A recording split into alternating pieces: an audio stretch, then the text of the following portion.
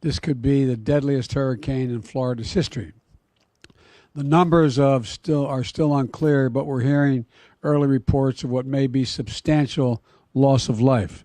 And parenthetically, I should note I've spoken with the governors and the mayors and the commissioners. I've been on the phone with the governor this morning.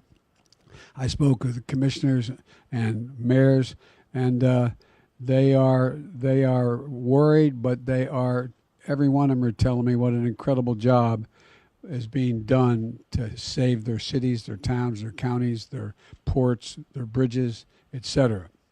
And in the face of serious danger, search and rescue operations got underway before dawn this morning for people stranded and who are in desperate shape. Water rescue is critical. Coast Guard deployed 16 rescue helicopters, 6 fixed-wing aircraft, and 18 rescue boats and crews. That's just one element of the many federal search and rescue teams that the pre-staged in Florida. And the governor talked about how impressed he was with what the Coast Guard is doing this morning. These are dangerous missions, and I'm grateful for the brave women and men in federal, state, and local governments working as one team, risking their lives to save others. And we're going to learn a lot more in the coming hours. But we know many families are hurting. Many are hurting today. And our entire country hurts with them because it's been all over the country. We've seen so many crises. But in Florida today is the epicenter. We're continuing to see deadly rainfall, catastrophic storm surges, roads and homes flooded. We're seeing millions of people without power and thousands hunkered down in schools and community centers. They're wondering what's going to be left. What's going to be left when they get to go home, quote unquote home, or even if they have a home to go to. Some of the folks have been through this before, but that doesn't make it any easier. Actually makes the anxiety even higher in my view. My message to the people of Florida and to the country is at times like this, America comes together. We're going to pull together as one team, as one America. First thing this morning is when I talked to Governor DeSantis and again offered the fullest federal support. Earlier this week, I approved his request for the pre-landfall emergency declaration to provide direct federal assistance to the state for emergency protective measures to save lives, including search and rescue and shelter and food. Earlier this morning, I approved the governor's most recent request for the expedited major disaster declaration. That means the federal government will cover 100% of the cost to clear debris and for all the costs that the state has to engage in and expend to save lives. The federal government will also cover a majority of the cost of rebuilding public buildings like schools and state fire stations. And folks in Florida who have destroyed or damaged homes, you don't have enough insurance, it means the federal government will provide individual assistance of $37,900 for home repairs, another $37,900 for lost property, for everything from automobile to a lost wedding ring. That's what we mean by lost property. I've also spoken with mayors across the state, both Republican and Democrat, and I've told them the same thing. We are here. Whether you need, and whatever you need, I indicated to call me directly at the White House. They know how to do that. We're going to do everything we can to provide whatever they need. We've dispatched over 1,000 FEMA personnel and pre-positioned major federal capacities and capabilities and supplies. That includes millions of liters of water, millions of meals, and hundreds of generators. I deployed dozens of search and rescue teams, along with high water vehicles and rescue helicopters to help get survivors to safety. Thousands of National Guard members have been activated. And in my direction, the Department of Defense is providing surge capacity on multiple fronts in support of FEMA's efforts. I also want to say again to everyone in Ian's path, the danger is real, to state the obvious. Please obey all warnings and directions from emergency officials. And while the water is receding, don't go outside unless you absolutely have to. It's risky for you, and it impedes first responders from doing their job. I also want to say again to the oil and gas executives, do not use this storm as an excuse to raise gasoline prices or gouge the American public. The price of oil has dropped in recent weeks. The price of gas should be going down as rapidly. It's not. My experts inform me the production of only about 160,000 barrels a day has been impacted by this storm. That's less than 2% of our country's daily production. Its small and temporary impact on oil production provides no excuse for price increases at the pump, period. If a gas station companies try to use this storm to raise prices, I'm going to ask officials to look into whether or not price gouging is going on. America is watching, and the industry should do the right thing. I expect them to do the right thing. And while we're seeing the devastating images in Florida, I want to be clear. To the people of Puerto Rico, we're not gone away. I am committed to you and the recovery of the island. We'll stand by you for however long it takes to get it done. I know the folks here at FEMA and across the federal government are working nonstop around the clock. That's why finally, I want to thank the first responders, the National Guard, the Coast Guard, service members, and the search and rescue personnel who are working to get people to safety and to restore power, water, and phone lines. And I want to thank everyone here at FEMA and other federal personnel. I've seen you in action all across the country, from the West Coast to the Northwest to the Northeast to down in Louisiana, all across this country. And just in the last 2 weeks, you've been working 24/7. No matter what and when emergencies happen, FEMA is always there. You deserve the nation's gratitude and full support.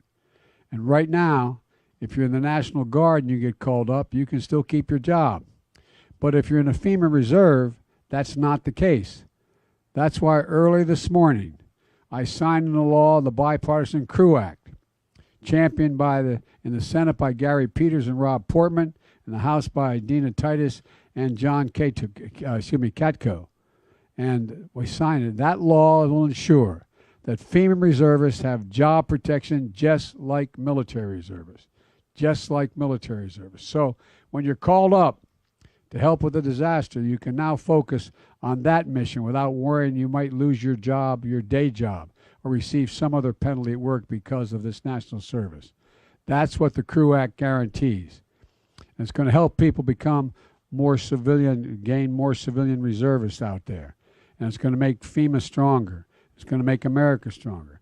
That's who we are. Every time disaster strikes, emergency crews from all over the country, from across the federal government show up to help like they're doing right now in Florida. That's America. A country of women and men willing to serve, willing to leave their own families to help a stranger's family. Everyone hard at work in Florida right now deserves our thanks. And when the conditions allow it, I'm going to be going to Florida to thank them personally so we don't get in the way. I'll do our best. We're going to do our best to build Florida back as quickly as possible, but we're not going to be leaving. We're going to build it back with the state and local government. However long it takes, we're going to be there. That's my commitment to you. I want to now turn it over to Secretary Mayorkas. Sure. Mr. President, do you plan to meet with Governor Santos when you're down there? I'll meet with anybody who's around. The answer is yes, if he wants to meet. Do you plan to go to Puerto Rico as well? That's my intention. Thank you very much, Mr. President. Our hearts go out to the people in the affected areas. At DHS, our highest priority is the preservation of life and safety. DHS is working with our federal, state, local, and non-governmental partners to support the needs of the areas that are and may be impacted by Hurricane Ian. I want to thank the President for his leadership in signing the major disaster declaration that unlocks critical assistance to help jumpstart impacted Floridians' road to recovery.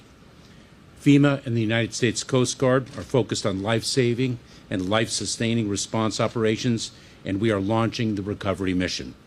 The Coast Guard has completed extensive preparations in advance of Hurricane Ian to minimize impacts to maritime commerce, ensure public safety, and position ourselves for a rapid response. Currently, the Coast Guard has aircraft, cutters, flood response assets, and response personnel staged throughout Florida ready for immediate deployment.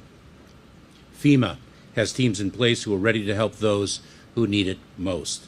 We have thousands of our personnel deployed throughout the Department of Homeland Security, not only from FEMA and the United States Coast Guard, but also from our Cybersecurity and Infrastructure Security Agency and from TSA. Today, I will be activating the DHS Surge Capacity Force so that we can bring to bear additional personnel from across the department to support disaster survivors in Florida.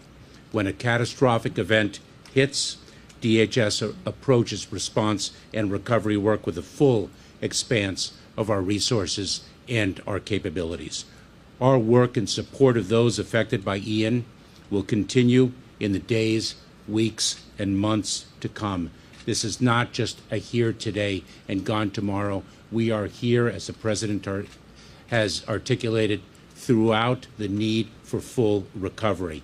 In that regard, with respect to Puerto Rico, as the President mentioned yesterday, I approved a temporary and targeted Jones Act waiver to ensure that the people of Puerto Rico have sufficient diesel to run generators needed for electricity and the functioning of critical facilities as they recover from Hurricane Fiona. We are in it for the long haul. Now, it's my pleasure to turn it over to Administrator Deanne Criswell of FEMA. Thank you, Mr. Secretary. I would first like to, again, begin by thanking the President for being here in FEMA's National Response Coordination Center. This is the heartbeat of what we do right here. This is where we bring the federal family together. These are some amazing public servants. I'd also like to thank the President for signing the CREW Act earlier this morning. Mr. President, behind us here are dedicated public servants from across the federal family. Behind us are the dedicated public servants who have been working tirelessly, day in and day out, to get help to those who need us most. These are the dedicated public servants who have put the needs of others before their own. And these are the public servants that we count on to respond to America's worst day. This is what the full force of the federal family looks like right here behind me. I'd like to recognize every single person here, as well as those on the ground in Florida and those supporting from our Region 4 office in Atlanta, for the extraordinary efforts that they have put forth during this historic emergency response. So we have been brought together here in a moment when millions of Floridians are navigating the aftermath of what is going to be one of the most catastrophic events they've experienced. My heart aches for those people who have been in the path of Hurricane Ian, for the lives that have been forever changed by this storm, and for the communities that will simply never be the same. America woke up this morning to images like Naples, Punta Gorda, and Cape Coral submerged underwater. Homes across Fort Myers that have been torn from their foundations, and boats that have been found blocks away from where they were moored. But Hurricane Ian is still a very life-threatening storm. We are expecting the storm to continue making its way to Georgia, South Carolina, and into North Carolina, maintaining tropical storm force winds, deadly storm surge, and rainfall of up to 12 inches. As many have said, Hurricane Ian is going to be a storm that we talk about for decades. But from the moment Hurricane Ian became a threat, we already had the right teams in place who were ready to answer the call of those that need us most. To the heroic first responders and search and rescue teams that have been running towards danger to save lives, to the brave medical teams providing compassionate and life-saving care, to the local, state, and federal emergency managers working side by side to tackle challenge after challenge, to our meteorological partners who have been providing us with critical weather data hour after hour, and to the voluntary partners providing food and shelter to those who have just lost everything. I thank you, all of you. We thank you, and our nation thanks you. Now, we know that the next few days are going to be difficult. We have some very complex problems that we are going to have to solve. But like I said, we have the right teams in place who are ready to help those who need us most.